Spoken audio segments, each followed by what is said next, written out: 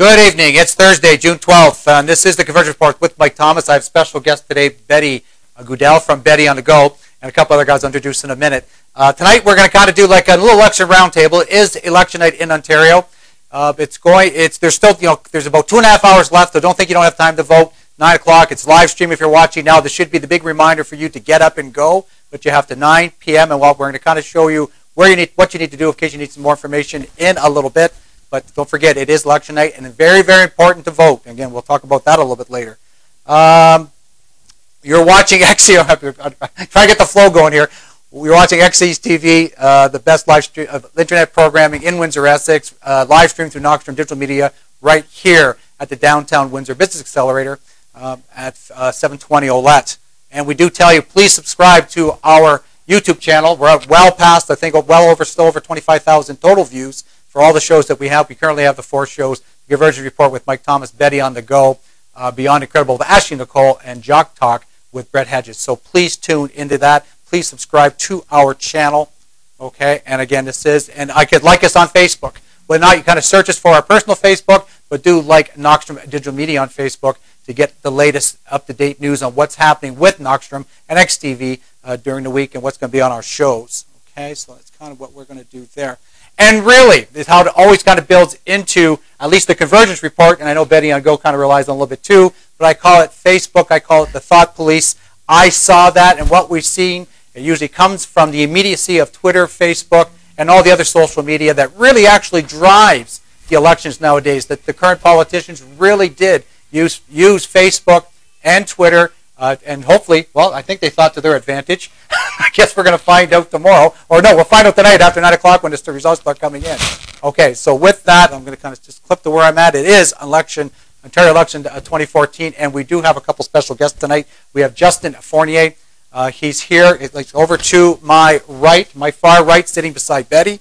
Okay, he's an MMA trainer, former professional bodybuilder, joint venture, and a local entrepreneur with Joint Venture Unlimited, and a cancer survivor. And so he's been through the medical system. There's no doubt, okay, and the importance of having a good medical system. Justin will definitely be able to give us input on that. And to my immediate right, we have John Elliot. He's the executive director for Sandwich Teen Action Group, and I want to welcome both of you here. Thanks for coming in, and let's have a little fun talking an election. That's what we're hoping to accomplish tonight. And let's go. Like, what's the first spin? I'll put you right on the spot. What's the first spin? What do you think? Well, I'm hopeful that people will get out and vote.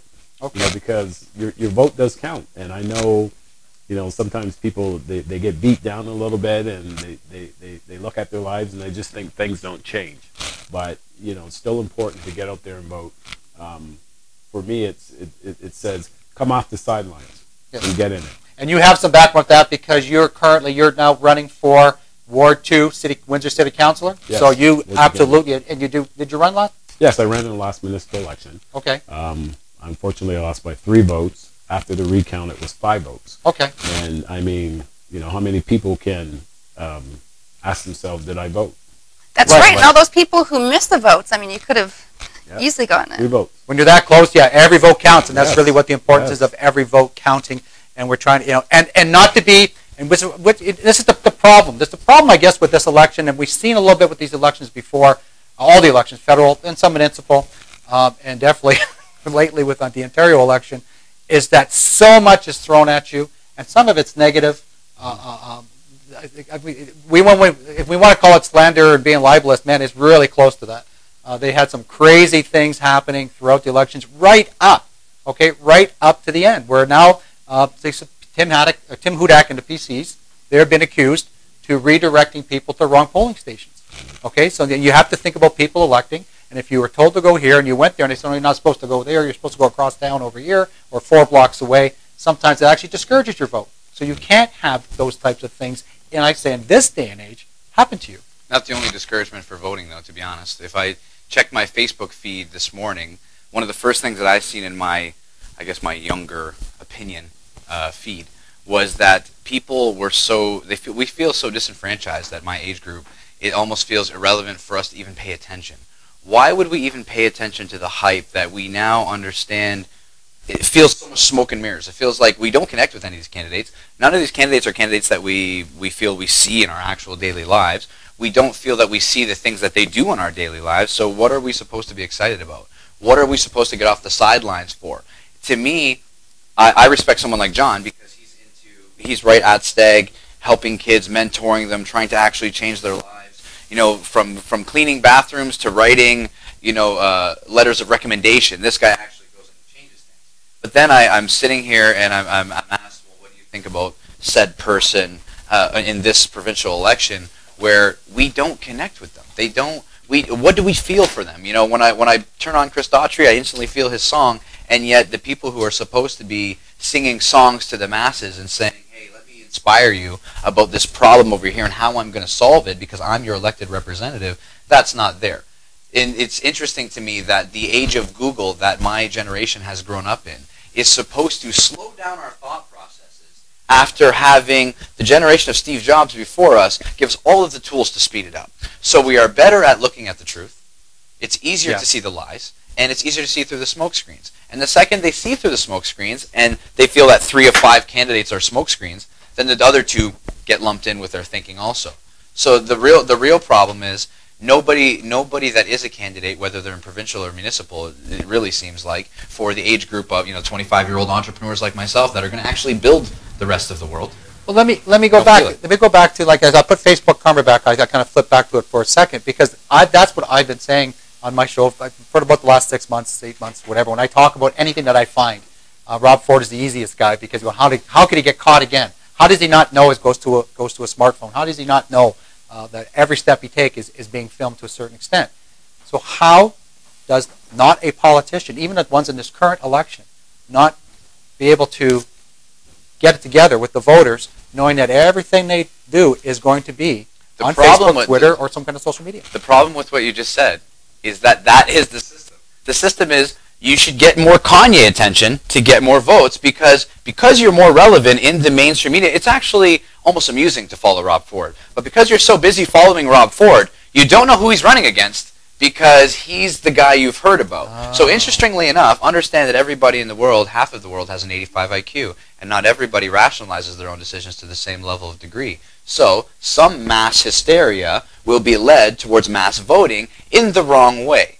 So it is an interesting thing to think about that the ones who do the best are the ones who are doing the worst job because they are the most well publicized. So why are we publicizing negative attention? Why are we publicizing negative behavior? And I, as a younger male, I am supposed to look up to these people. Let me please look up to these mayors and politicians who do no work and seem to me to be liars from my generational perspective, and just to be devil's advocate. Let me bring it back to John then and say, okay, because you do the door knocking, right? Yeah, even in municipal, you do the door knocking. Mm-hmm. And I'm going to tell you right now, I used to do it. I used to do a lot of campaign canvassing. I'm not going to say I get a little bit older, I get a little tired. I think my feet were getting sore. But what I found is that people, because of the negativity, they didn't really want to talk issues anymore. Or they didn't really, maybe they weren't truthful in what they were telling you. What did you experience with your door knocking? My experience with the door knocking, and I remember it fondly because I sort of procrastinated for a little while to get out to the doors. And not because I was scared to talk to people in public or anything, but, it was just that lull for a minute. But once I got to the doors, and I'm telling you, and I'm truly looking forward to this time around. I loved it. And you know what it is for me? It was just engaging people. And sometimes, you may have to just leave some literature because no one answers the door. But the doors where I was able to talk to people with my literature and having just a conversation and trying to introduce them to who I was, and I have my literature in hand. And it just depends on how the conversation went. And at some point I'd say, okay, listen, here's who I am. Because imagine me knocking on the door, they've never ever seen me. Like, who are you? Okay, here's who I am. Go to this Facebook website, see what people have to say about me, and go from that. Kind of follow our website, our council website. Here's the work that I've done. But at the end of the day, engaging people, honestly, kind of getting back to justice, I didn't have to make up things at the door. I didn't have to try to grasp at straws. Okay, what should I tell them? What shouldn't I tell them? I was more of an open book in terms of who I am as a person, the kind of work that I've done in the community, and even being from this community. So I find it very easy to engage people at the doors in conversation. Some want to talk a little bit longer, some want to talk shorter. But for me, it was the introduction of letting people put a face on me. And that's important. You know, and that was important. And you know the issues in your riding because you live there. Sure. It was the first time that I found out that you don't have to actually live in that riding to be voted in. So how do you know what's going on? How do you know what the people need? Oh yeah, lived there, worked there, grew up there, the gamut. You know, so that's why I said I found it very easy at the doors talking to people. You know, and not that I was trying to convince them, okay, yeah, this is why you should vote for me. It was more of just letting people even put a face on. Be like, oh yeah, I've heard about you in the social media, or I've heard about you around. Well, that's who you are. And then after talking to them for a few minutes, you know, a lot of people are good with first impressions. Wow, I seem like a pretty mild guy. You know, and then just to take the time and get out in the community and knock on their doors goes a long way. That's only a small amount of doors you actually knock on, though, because something like when I walked into Stag, I walked in with Pat Ryan, who's the promoter of the Body by Visalis Challenge, and this is to help people lose weight and gain nutrition and get away from disease, because nutrition is the cure to disease. It's not pharmaceuticals, it's nutrition. So what we decided was, okay, these kids over here, A, they can't afford the pharmaceuticals anyway to fix their ailments. They can't afford food to eat, which is the basis of all nutrition. So where could we go where somebody's actually going to listen to our message? And when I sat here and I thought about everyone in Windsor, and I looked at names, and I'm looking through Facebook, etc., and Pat Ryan and I said, you know, John Elliot, why people told us about him. You know, he has 7 kids. He's raised as many kids my age just from doing what he does as work. And when I walked in there full of tattoos and an eye scar on my face, he said, yeah, Justice, of course you can come teach fitness. How many people would have come in? And now, of course, you know, I'm a smooth talker and I'm good at business and I'm good at what I do. But that's irrelevant. A lot of times people can't get past the initial judgment of, well, maybe this person will be bad for my campaign, or maybe this person will be bad for my publicity. And yet he just seen my work ethic and said, you know what, I'm going to do that. And because of that, his name is on my mouth more than I even realized. You know, hey, John did this for me. Hey, I learned this from John. Hey, you know what? I really appreciate what he's doing there. And because of that, I'm kicking in doors for him. He doesn't even have to knock. I'll go kick him in because he has now rallied a base, and I have a following. So that's the way real politics should be working, not the way I see it working. Yes, but they've seen. I'm going to go back now to the demographics with you, okay? And I'm going to say, I shouldn't say more people. There's more. Not even youth. There's more youth. There's more youth. More people with tattoos, okay? In this day and age, or it could be body piercings, could be different types, right? And I go with the demographics again about who votes and who doesn't vote. Okay, it's your demographics that need to vote, to be more engaging, to be exactly. Get out but we've not wanted to engage because we are not being engaged. Do you understand what I'm saying? This is like saying to somebody, you know what? Because you were, I can't be nice to you because you were never nice to me. No. You start by respecting yourself, and then you respect others by nature. So the problem is, as they're trying to get us engaged, they are not engaged. They are not sweating in the community. They are not physically fixing doors of women that have had their doors kicked in, maybe because of a police raid. Helping the lowest of the low is where you're supposed to go as a community servant. And yet these people are not doing that. And then they want us, the people who, from the street like me, who have had to be self-made, who have had to work for every dime and grind for every piece of food, they want us to just naturally come give our hard-earned time, our hard-worked effort, into what? Into something that we don't follow because it's not worth following. Excite me. Bring me to the attention of what you're doing. Build a building like Stag that brings kids in, and I can physically see the kids playing basketball. And then I get excited about that. And then I want to help them eat. And then I want to help them train. And then it's something that we can engage in. But to engage the 25-year-old or below, that I guess that my age bracket, or 20 to 30 bracket, which we're trying to make ourselves now. We're trying to find ourselves. And while we're trying to find ourselves, we don't find ourselves finding any mentors. We don't find ourselves finding anyone to actually follow their lead. There's not a lot of business guys in here in Windsor that I could go and talk to. Where do I go on the provincial level? Who exactly should I talk to if I have a problem with something? We don't know because, it's not part of their jurisdiction at that office. We called the wrong number. Well, we ran out of minutes. Sorry, we're 20 years old. It's not, engage us in a way that makes sense to our actual life. Don't tell us to go stay in school because guess what? The schools that you all built in your generation, they don't work. Yes. It doesn't actually prepare you for life. In fact, it boxes in your thinking. And that goes back to the dog chasing its tail part of the system. It doesn't work. Curriculum, Okay, if you keep the curriculum a certain way, you're not ever going to affect change. Okay, you're building the exact same system that currently we could say is falling apart, but it's not working.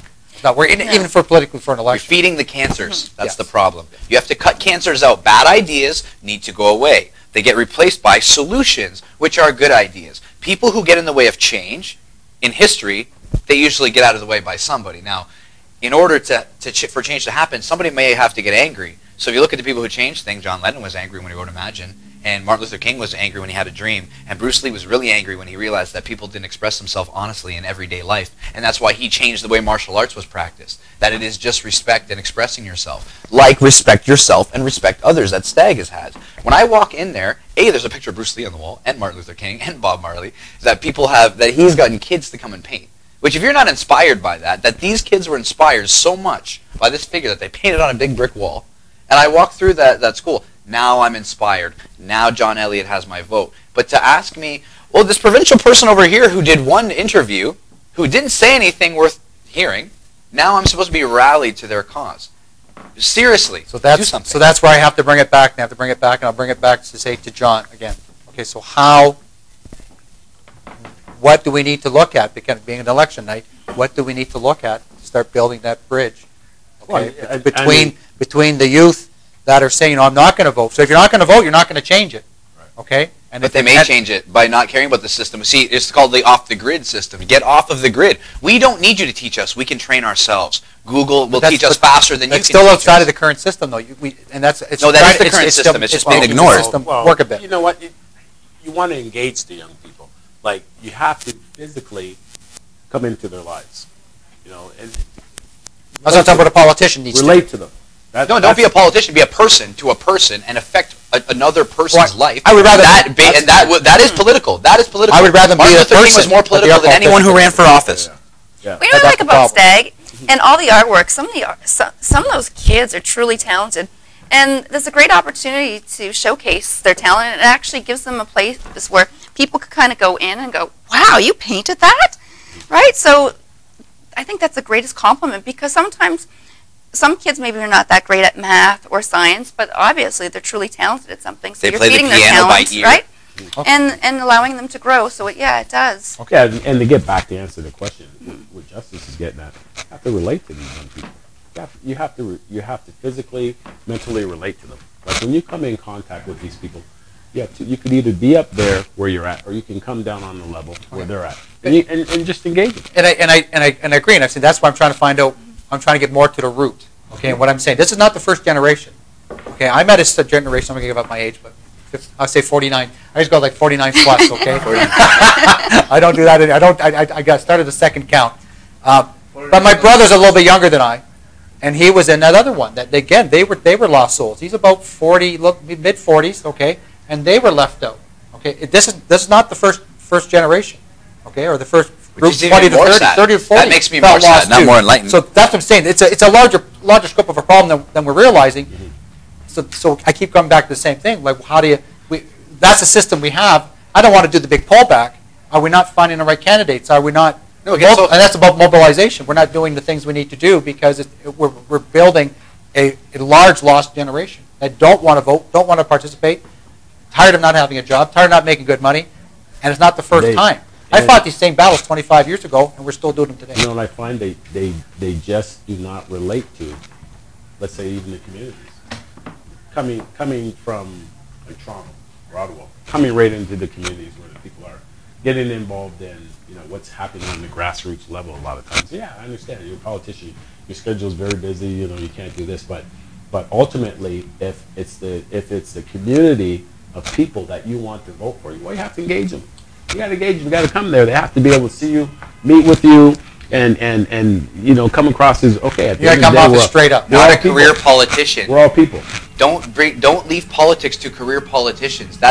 They are insulating their positions to continue their careers. I am not interested in lawyers to go make new rules for my generation to follow. But I'm interested in solution makers, the Steve Jobses of the world that have yet to be discovered, that are looking at just the simple solutions of day-to-day life, like Dustin Heggie with Green Gems Energy. He's simple about his approach. Let me have a light bulb, that I can put into your home, and it saves you 88% of your energy. And now that money that you have, you can now spend on training, on nutrition, on food, on whatever you need to do in life to simply actually solve the problems. So while we're showing this pony show over here, people are starving in our own community. People are being raped in our own community, and we are supposed to focus on this over here. How I see it happening is we have a viral internet. Alexander the Great could conquer everything he could walk to by the time he was 25 years old, and yet we can't change people starving where we can look, where we can drive with our car. That is insanity.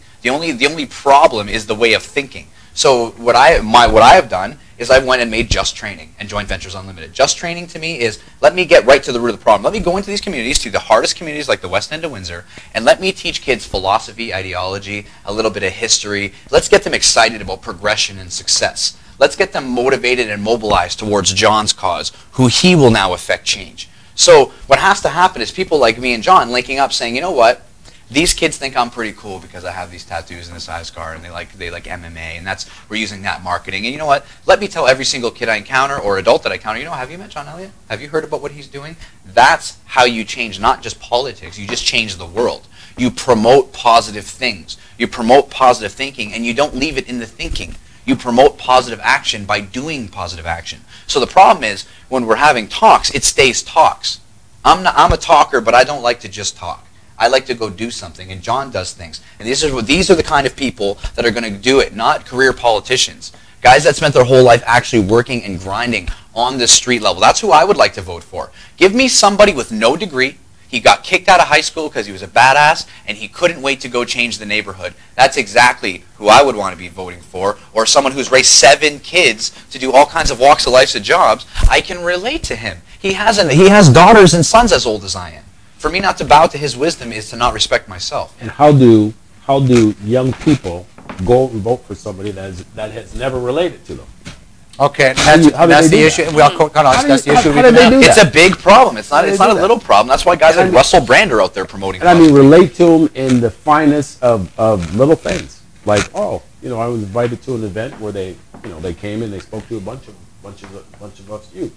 They had a free charitable dinner because they wanted to meet some youth in a particular community. You know what I'm saying? Like it's an easy sell. People. But you have to come out there. You have to come into where those arenas where those kids are, those youth are, that age. You know what I mean? Like when I think of myself, and I'll throw this out here too. When I think of Stephen Harper doesn't mean anything to me because I can't even relate to him from anything. I can relate more to President Obama. Not because he's black, you know what I'm saying? I can relate to him because he's more tangible in terms of a lot of his work and his grassroots and the way he sort of there's a distance in Canadian politics. There always has been. There's so much of a disconnect sometimes with our political leaders and our communities of people.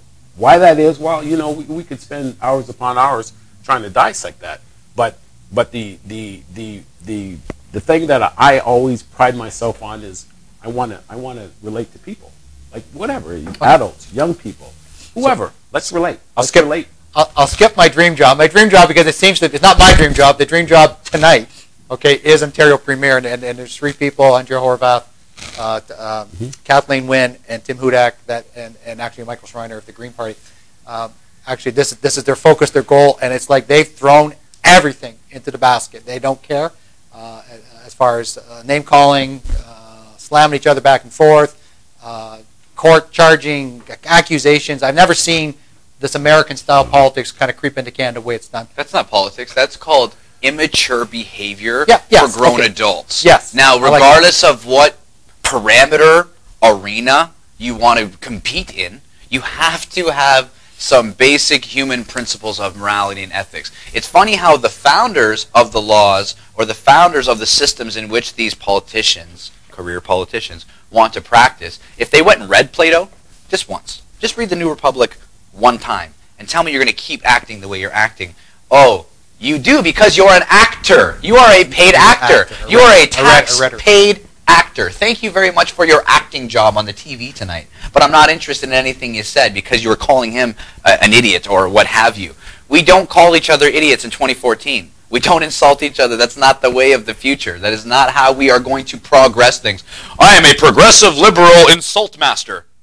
Okay, I'm not impressed. Impress me with your IQ. Impress me with a solution, and impress me with something you actually did instead of talked about, thinking about, getting money for. Okay, so then is it more so, and that's how I'm kind of looking, I'm trying to throw it out there now, more to move it toward an independent, okay, get away from the party base, because nobody seems to be believing in the party base, and if you, and it's funny, I ran for NDP, and I was a candidate, and they give me a profile, they give me the, what do you want to call it, you have to follow the party line. You have to do that. So why can't we have more independents run? Okay, and you're voting. You are really voting for me. Yes. Okay, and this is who I am. We may be very similar to Municipal. Okay, why can't we get away from, or why won't we support an independent? Okay, and the party base, like Ontario, provincial politics and federal politics. Municipal's a little bit different. Yeah. Okay, so why can't? I have an answer for that. Why can't you now run? You've done a good tour. You worked really hard as a counselor, and then now you're saying, okay, I'm going to run for federal, Ontario, but you don't have to. You just say, I'm going to be John Elliot. Well, and get the support, because what happens is it's not the independents don't seem to be able to pull it off. Not a lot of them, anyways. Because you need a team, those right? Those parties are machines. The machines, okay, so that's they're okay. machines. They're that deep. I know liberal. Yeah, I get They are machines, and they've been built over many years. You know, my answer to that is when we were talking earlier, I told you about Just Training. Joint Ventures Unlimited is a company that I made that it's a cooperation instead of corporation, right? So we understand that corporations become people and they have power, and ideas become a person and has power. The idea of justice, for example, the play on my name, right? So what I've done with Joint Ventures Unlimited is I've partnered and looking to continually partner to actually change the world. Let me partner with John to do Just Training out of Stag, which partners with Pat Ryan with the Visalis program, who helps get nutrition to this, which partners with the Gym Stick, who helps us get funding, and you just keep partnering. So what happens with these independents is when you walk into a party, there's a bunch of people going to a party, they come into a room and 100 of them, they have 100 laptops, they are propaganda masters. They are putting out every single thing they want. Or you have this guy over here that you hope has the strength of character to virally catch on through social media, which is still a very new thing, right? We've only had the social media in 5 or 6 years of elections. I'm young, and it still isn't a huge thing. It still hasn't really hit its capacity of what we will see social media do in elections. So my company deals with marketing and social media and partnering with other companies to promote companies. So someone partners with me, I charge them nothing to put them on a website, and then they go help that. It's the same thing that people with politics need to do. You need to party with people and businesses, people who want to affect change, people who want to, the politicians talk about broken storefronts, and yet they never come to an entrepreneur to do anything about those storefronts. The system is over here, the people over here, and the solutions are over here, and it's like balanced on something where the solutions never actually get to the ground because the politics and the system over here outweigh the actual merit of the solutions. And here's the people in the middle not really part of any of it, just going, I hope I can eat today. That's the problem. The problem is there's a system instead of a system of solutions. There should be brilliant minds should be cultivated and put into the thing. We should have more of a social oligarchy in our more socialist country. There was a study done. There was a study done a number of years ago. It was out of California, and it was talking about people voting. It was the same thing. It was some about people voting, or even participating, or getting active. Okay, in any community exercise, whether or not it was helping out after work. With the soccer team. It didn't make a difference what it was. Okay, why were people turtling so bad? And they said because the world had turned so much that you were just, and again, this United States, California, okay, they were just happy that they got home safely. Okay, the kids made it home safely. Okay, the wife was still there, right? You had a normal, you sat down, boom, and you just turned off the TV, or you could watch all the craziness on your TV of your choice. Okay, so what, again, has happened? That's what's happened to people. That you're talking about the ones that are just trying to eat. There's way more people becoming just like that than saying, I want to effect change. Exactly. But the problem is if you focused on the affecting change, you'll happen to succeed. It's like this. If you could try as a singer, for example. I like to sing. So I could keep singing, and I could sing for a certain purpose of getting myself famous, or I could go through life experience. I could write music that is so inspiring that it's hard to ignore. And then you put it out there and it kind of virally catches. So if you focus on building something great, for example, like Stag, you build this great thing, which attracts greatness to promote more greatness. That's the simple thing. So the problem is people need to train every day. It's an important part of animal culture. People need to be in proper nutrition every day. We have people that have mental disabilities based on their nutritional input, physical and mental disabilities, and handicaps in life based on the fact that they're just not getting food. Oh, yeah. And yet, over here we are idolizing a system.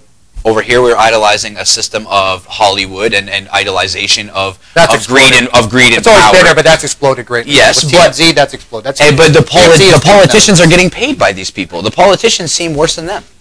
The politicians seem worse than rock stars does. Okay, so is that break? Okay, you know what? At this point in time, we're just going to take a short break, and we'll be right back with the roundtable, the election 2014 roundtable. We'll be right back right after this. We'll be right back. So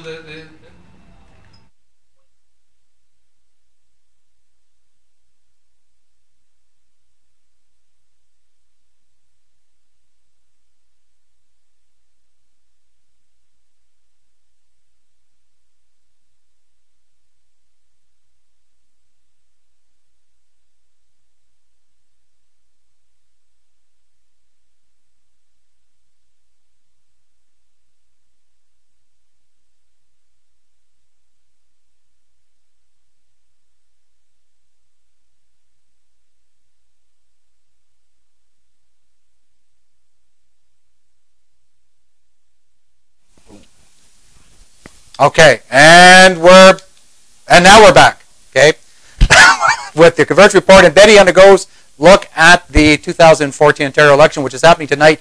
Again, we need to make sure that people get out. Well, this we kind of talked about a little bit, but we're still going to do the emphasis. We can't effect change today. Okay, so we need to get them out to vote, and you can go to the website. It's called WeMakeVotingEasy.ca. If you're still searching, because again, it has been a very difficult time this year, and the last little bit in regards to people trying to find out where the polling station is, what information you may need. We should just give it. I'll give it this to. We can just give it to here, Betty. Take this here. We're just going to give some quick information on what they need.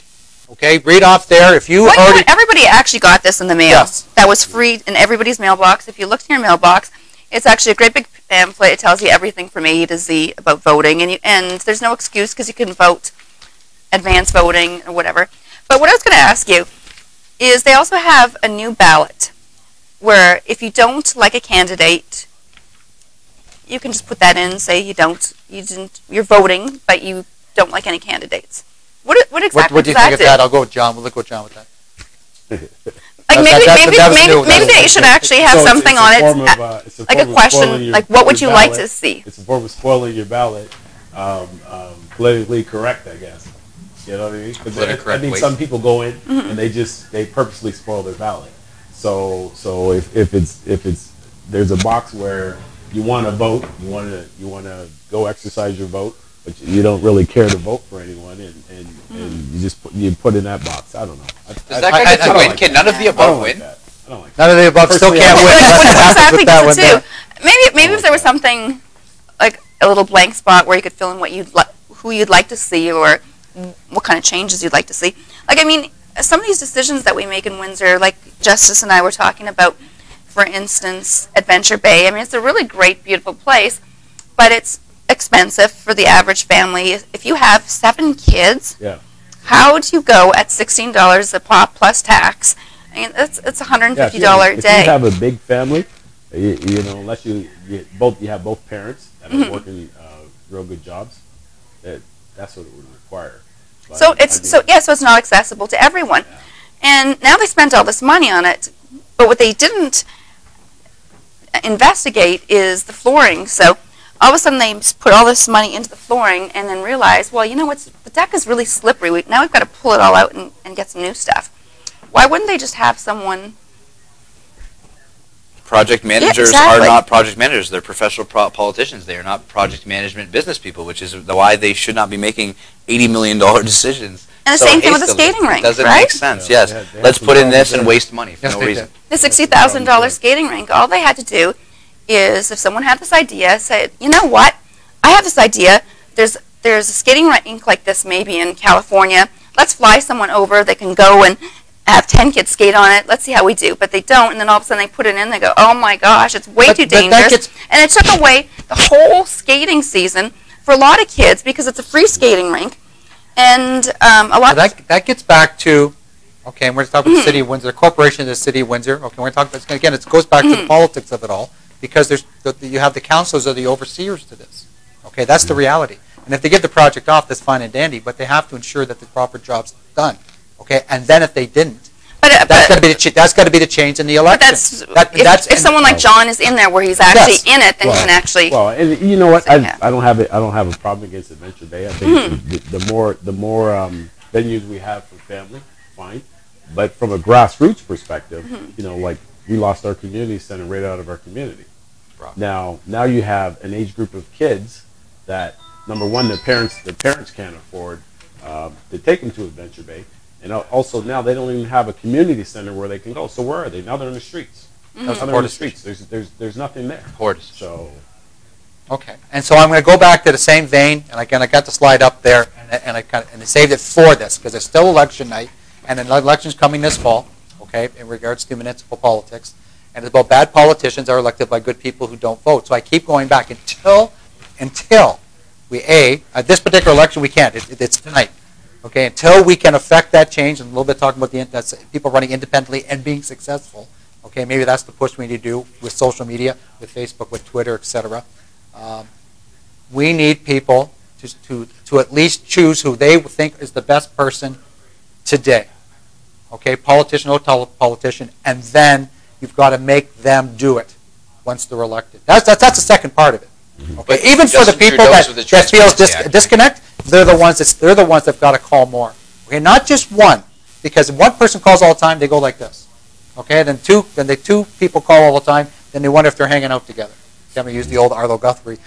Okay, but at the end, if everybody's calling and saying this is a problem in this particular area, park, healthcare, especially we're talking about provincial politics, the school system, okay, where you have the poorer school systems and you have the more affluent school systems. I saw it myself. I'll be right up front. I come from Tecumseh. Okay, our PACs, $100,000. Okay, the core PACs, I'm probably running into mine. There's probably if they could have raised a little bit of money, it'd been great. Okay, so you see that balance. So why you need to take it to the provincial politicians to make sure the school system is fair for everybody. It's not supposed to be the richest win all the time, and that's again we do have that ability to affect that change, and that's why the good people, to me, still need to get out and vote. What do you think? No, I agree with that totally. Whether it's young, if you got middle, or semi-retired, retired. And I'm kind of reading your screen, but when you have people, good people, that you can put in these positions to get the work done, people got to get out to vote, to push those people in. Yes, absolutely. You got to get them in. You have to get them out. I'm throwing myself out there under the bus, but for Ward 2, as a Ward 2 candidate, I am the perfect person in that community. Why? Because I've lived there, grew up there, worked there, I raised my kids there, I'm never going to leave from there, and at the end of the day, here is my resume. Like, you know, why is this a good candidate? For all those reasons. Because at the end of the day, I'm from that community. So you know I'm going to work for that community too. Okay, so let me throw a question back this way, because I know they make changes federally and provincially as far as the ridings themselves. So if you, for example, went provincial, okay, now that riding compared to municipal riding, like is yours a large riding to begin with? Is it comparison to Windsor West, or is Windsor West that much larger?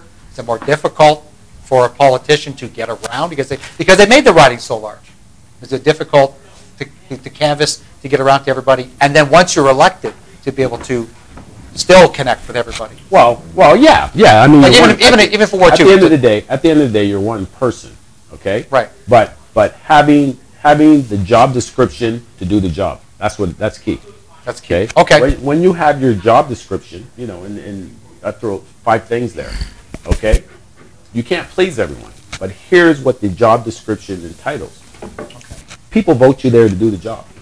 At the end of the day, they might like you, they might not like you, but if they say at the end of the day, but they're doing the job for us, that's all it's about. It's all, you know what I mean? Don't get into those positions of power and it's like a free ride, or it's like a gravy train, or it's like a trough. You get there and oh, this is a pretty comfortable seat. I think I'll stay here for a minute and for a while, and forgetting the actual people that have put you there. You know, like Yeah, that's another key. That's another key to like the career politician type of scenario, where the first term they're fire and brimstone. Okay, second term a little less. Third term I like what I'm doing. Oh, fourth term, maybe in third term I got a minister position or something, right? Or I got a little extra portfolio that makes me busier, and I get to spend less time in Windsor. And then we see the career develop, right? Because it does happen to some. They end up becoming that career politician, and then that becomes a disappointment to some. I got invited to the Liberal Party retreat about 20 years ago. I was just fresh and new at Stag. I got an invitation to the Liberal Party. They were going to be in Windsor for about a week, and they're bringing their whole party here. It was sort of like some sort of retreat. So anyways, long story short, it was over at the Gudel or one of them. So I thought, man, this is pretty good. I'll go dressed up, make sure I look my part. At the time, Dalton McGuinty was being predicted as the next premier of Ontario. So you can see how far back that was. So I remember sitting at, and you had about 100 MPs and MPPs come off the bus, and they're working in a room of 25 different agencies of people. So I'm sitting at the table, and I remember the one guy sitting to my left, and I thought, okay, I'm going to see how well this guy can relate to me as an MP. So I start questioning, just random general questions. Dalton McGuinty, is he this? Is he is he a voter? Trying to get him to relate to me. I think I scared the guy. And I remember the most ludicrous question was, I asked him, well, do you know where Windsor West is? Well, geographically, I could kind of think he didn't have a clue. Didn't have a clue. Didn't have a clue. Needless to say, when the opportunity came for him to get up and move, he ran. And I thought, wow, because here's a guy, and I asked him, what does a typical day consist of? Oh yeah, I get up, I go to breakfast, I meet with a couple of people, I stop, we go to lunch, I meet with a couple of people more, and I'm like, okay, it's part of the job, but someone you've never met, let's try and relate.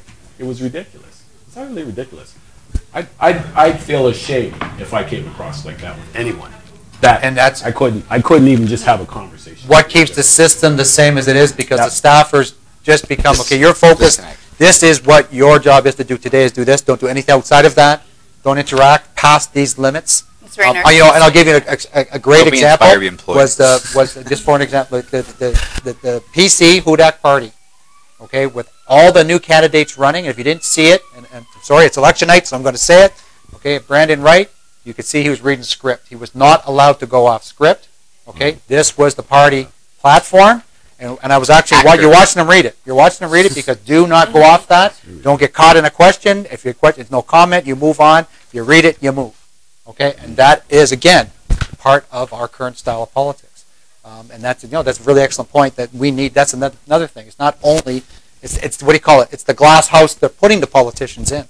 Take the people out, put the ideas back in the middle, let the best idea win in the Coliseum. If John and I have a debate at Stag, what are we going to do with Just Training? Well, the best idea wins, not the best man. It has nothing to do with Should be the best idea. The best idea. That's proper. I'm going to say that's proper politics. That's proper person behavior. That's just good behavior as a person. No, I'm talking about it. Somebody in any debate, somebody says, "No, this is the smartest thing to do," and it comes from Andrew Horvath, okay, as an NDPer. Okay, Wynn might say, I like some merits of that, okay, and then Hudak will come out and say that is wrong. We have a whole different plan, and don't ever touch that again, okay. And we all know it was a great idea, right? And I think that's what's missing. Is sometimes you just have to come together and get past those party lines, especially when you're in a minority situation. Like there's most people, and people like myself, and this creates, like I said, I'd love to put the polls up there. I don't know if Alex has got it focused. There's about 11 polls there, and you don't know who's winning, who's losing. There's some are up, some are down, some are this, some are tied,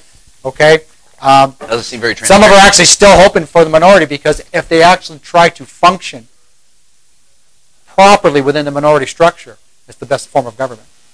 Yeah, it makes me wonder, because I often say, if the parties go into a meeting and just take your hats off, take your party hat off, leave it outside the meeting, I bet you they could resolve a lot more of the problems. Because once you have your hat on, your back is already up.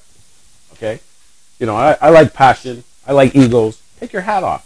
Okay, we're all around the same table, trying to work. Why is there teams? Trying to resolve an issue for our community. Like that's what we try to say. Once the election is done, yeah. Now we work together, And it used to be, okay, it used to be, then there was this little moratorium where we all kind of actually worked together as government to get some things done, because we need to get things done. We can't stall everything. And that's even who's the leader, who the party in power, which this time is liberals. They can't keep stomping in saying everything our way.